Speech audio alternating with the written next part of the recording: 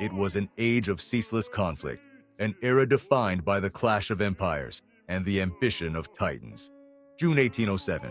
The thunder of cannons had just fallen silent across the plains of Friedland, leaving a landscape scarred by one of Napoleon Bonaparte's most decisive victories. Europe held its breath, expecting the next brutal chapter in a seemingly endless war.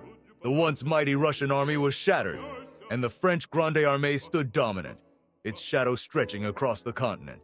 Yet, what happened next was not another battle, but a moment of political theater so audacious, so unexpected, it would be etched into the annals of history forever. Instead of ordering a final crushing advance, Napoleon orchestrated a spectacle of peace. In the middle of the Niemen River, which separated the French and Russian forces, a magnificent raft was constructed. It was a floating pavilion, draped in fine fabrics and adorned with the eagles of France and Russia, a neutral stage for an encounter that would reshape the map of Europe. On the morning of June 25th, two boats pushed off from opposite banks. One carried the master of Europe, Napoleon, Emperor of the French. The other held his beleaguered rival, Tsar Alexander the Word of Russia. The world watched as the two most powerful men on the continent rowed towards each other, their armies observing from the shores. As Napoleon stepped onto the raft, Alexander met him. In a stunning gesture that defied all expectations of enmity, the two emperors embraced. For the next 2 hours, they spoke not as conqueror and conquered, but as equals, as collaborators. Alone in their floating sanctuary, shielded from the ears of their advisors, they conversed with a surprising candor and warmth. Napoleon, with his magnetic charisma, sought to charm and win over the young Tsar.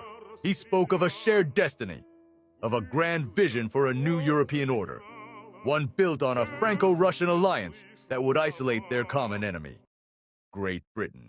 Alexander, captivated and pragmatic, listened. Here was a chance to salvage his empire from ruin, and perhaps even share in the spoils of a reordered world. This extraordinary meeting culminated in the treaties of Tilsit. Signed over the following days, these agreements formalized a dramatic reversal of alliances. Prussia was dismembered, forced to cede vast territories, while a new Duchy of Warsaw was created, a clear signal of Napoleon's influence in Eastern Europe. More importantly, Russia secretly agreed to join the continental system, Napoleon's economic blockade against Britain. It was a diplomatic masterstroke, a fragile peace forged by the force of two personalities on a raft in the middle of a river.